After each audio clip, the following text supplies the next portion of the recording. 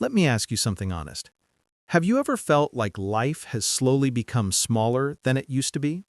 Not because of age, but because of the habits we fall into without realizing. Sometimes the hardest part of growing older isn't the body changing, it's the way our world gets quieter, our routines get heavier, and our joy becomes something we have to search for instead of simply feeling. In this video, we're going to talk about 4 common mistakes many older adults make, not because they're careless or unaware, but because life changes and we don't always adjust with it. These mistakes can quietly take away happiness, purpose, and connection, and the truth is, most people don't even realize they're making them. But here's the good news. Once we understand these patterns, we can change them. We can bring back warmth, confidence, and meaning, one small step at a time. Before we continue, I'd love to know, which state are you watching from? Just write your state in the comments. I want to know where our community is listening from. 1. Letting social connections fade. One of the biggest changes that happens with age is how our social world slowly becomes smaller. Not all at once. It happens quietly. A friend moves away. The kids get busy. Someone we care about passes. Or we just stop going out as much. And little by little, without even meaning to, we start spending more time alone. It doesn't always feel like a problem at first. Sometimes being alone feels peaceful. But as the weeks and months pass, that quiet can turn into a kind of emptiness.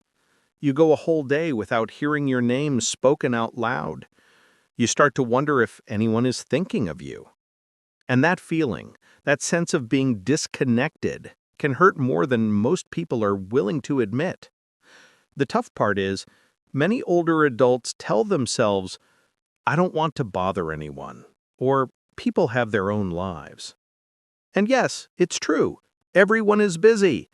But that doesn't mean you are a burden, and it doesn't mean you're supposed to fade into the background. Your presence still matters. Your stories still matter. You still matter. Connection doesn't require something big or dramatic. It can be as small as calling someone for 5 minutes, sending a text, sitting outside and waving to a neighbor, going to a community center once a week, joining a small group at the library, the church, the senior center, anywhere where people are simply together. Because here's the truth. Talking to others keeps the heart alive. It reminds you that you are seen. It keeps your mind active. It strengthens your memory. It even improves your health. You deserve laughter. You deserve to talk. You deserve to be heard and understood, not just in your memories, but today, right now. If you've been feeling more alone than you'd like, that doesn't mean something is wrong with you. It just means life shifted, and now you get to shift with it. Even reaching out once a week is enough to start feeling human again, enough to feel connected again. You were never meant to live life in silence. 2. Ignoring physical and emotional health. You know, one thing I've noticed is that many of us start letting our health slide without even meaning to. Not because we don't care, but because we just get tired. Appointments feel like a chore. Routines feel heavy. And sometimes we think, well, this is just how it is at my age. Maybe you've said something like, "My knees just hurt now," or "My energy isn't what it used to be." And yes, bodies change, of course they do. But what I mean is that we stop checking in with ourselves. We stop asking, how do I actually feel today? We push things aside. We live with discomfort because it feels easier than dealing with it. And emotionally, that's where things get quiet. Sometimes too quiet. You might wake up and feel a heaviness you can't explain. Or maybe the days blend together. You go through the motions, but you don't really feel present in them. Not sad, not happy, just flat. And it's easy to tell yourself, I'll be fine, or there's no point talking about it. Because for most of our lives, we were taught to handle things on our own. But being strong doesn't mean staying silent. Being strong means noticing yourself. Really noticing. Like, how did I sleep last night? Have I felt lonely recently? When was the last time something made me smile without forcing it? These questions matter, not for doctors, not for medicine, but for you. Because you deserve to feel alive in your own life, not just functioning, not just getting through the day. And taking care of yourself doesn't have to be a big, dramatic change. It could be stepping outside for fresh air, sitting near sunlight, eating something warm and nourishing instead of skipping meals, telling someone, hey, I've been feeling a little low lately. You don't have to fix everything. You don't have to become someone different. Just don't forget yourself. Your comfort, your peace, your body, your mind, they still matter. You are still here. And that means your well-being is still worth tending to, gently, in ways that feel manageable to you. 3. Holding on to old regrets and hurt. There comes a point in life when we've lived long enough to collect a whole history of moments, good ones, painful ones, ones we still think about late at night. And sometimes, without meaning to, we start carrying those memories like weight, not because we want to, but because they never got talked about or healed or understood. Maybe there's something you wish you had done differently, a person you drifted away from, a decision you made years ago that still sits in your chest like a stone. Or maybe someone hurt you, and you never really got the apology you deserved.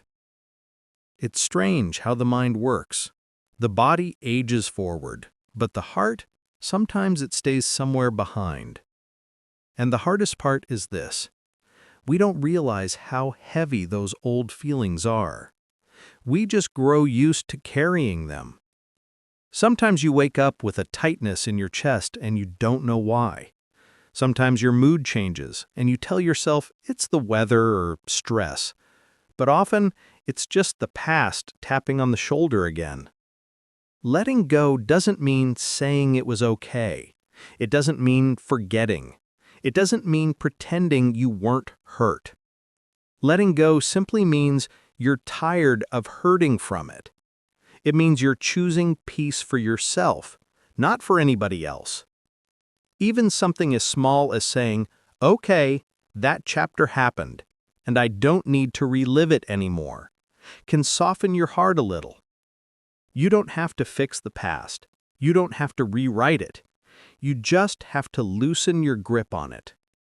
Sometimes people think they have to talk to the other person or solve everything.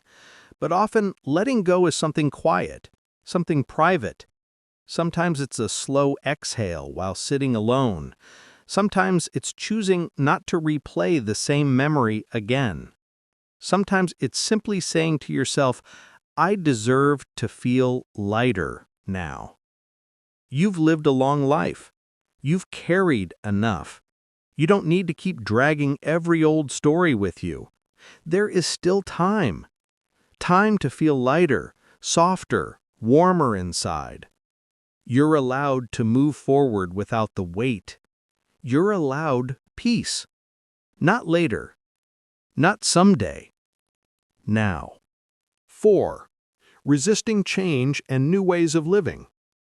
With time, the world changes, and sometimes it changes faster than we would like. New technology, new routines, new ways people stay in touch, new ways of doing even the simplest things. And it can feel overwhelming, even annoying. You might think, why can't things just stay the way they were? There's comfort in the familiar, a favorite routine, a certain way of doing things, a rhythm life used to have. And when that changes, it can feel like the ground shifts under your feet. So what a lot of us do, without realizing it, is we hold on tightly to what we know. We stick to old habits, old methods, old ways of solving things, even when it makes life harder. Not because we're stubborn, but because we're trying to keep something of ourselves. But here's the quiet truth. Sometimes the loneliness, the frustration, the sense of being left out, it doesn't come from age, it comes from feeling disconnected from the way life moves now. And it's not your fault. You didn't grow up with smartphones, video calls, online everything. You learned life by touching it, by being in the room, by hearing voices, by looking people in the eye. But adapting doesn't mean letting go of who you are. It simply means allowing yourself to stay connected to the world as it is now, instead of the world as it used to be. You don't have to learn everything. You don't have to love every new thing. You just have to be open. Open to asking someone to show you how to use the phone, instead of saying, "I don't need this." Open to replying to a text, even if it feels awkward at first. Open to trying a new way of doing something, not to impress anyone, but to make your life easier and fuller. Because change doesn't erase the past, it simply adds to your story. And you're still allowed to grow. You're still allowed to learn.